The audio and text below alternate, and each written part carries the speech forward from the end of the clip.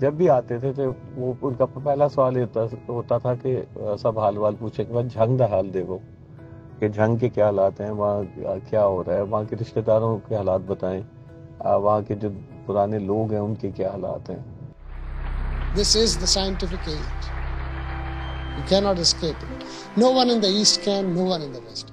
ایسی تقریب میں جہاں مرد عموماً رسمی سوٹ اور سفید ٹائی پہنتے تھے، زرخیز مرکزی پنجاب کے چناب دریا کے مشرق میں صدیوں سے بسے شہر جھنگ کا یہ روایتی لباس پہنے پاکستانی سائنسدان ڈاکٹر عبدالسلام تھے، جنہوں نے 1979 میں فزکس کا نوبل انعام پایا تھا۔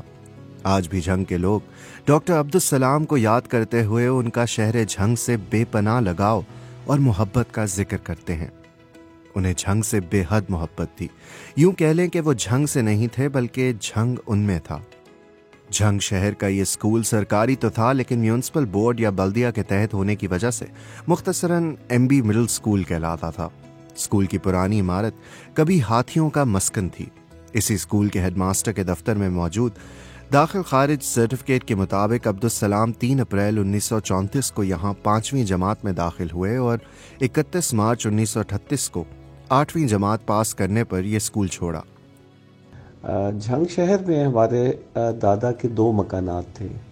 ایک آبائی مکان تھا جسے ڈاکٹر سلام صاحب نے 1979 میں نوبل انعام جیتنے کے بعد ان ہاؤس میوزیم بنانے کے لیے حکومت کو دے دیا گیا تھا، لیکن نہایت افسوس کی بات ہے کہ اتنے برس گزرنے کے بعد بھی اس مکان میں کوئی پیش رفت نہیں ہوئی، وہ اسی طرح کا ہے۔ ایک دوسرا مکان جو ہمارے دادا نے تقریباً 1 کنال رقبے پر تھا، 1935 میں تعمیر کرایا تھا۔ ایک کمرہ ڈاکٹر سلام صاحب کے لیے مختص تھا جس پہ وہ پڑھائی کرتے تھے اور اسی میں سوتے تھے۔ ان دنوں جھنگ شہر میں بجلی نہیں تھی، اس لیے رات کو پڑھائی لالٹین کی روشنی میں کی جاتی تھی۔ انگریزی میگزین ہیرلڈ کے اگست 1984 کے شمارے میں شائع اپنے انٹرویو میں عبدالسلام نے بتایا، مجھے 8ویں جماعت کے ایک استاد مولوی عبداللطیف یاد ہے۔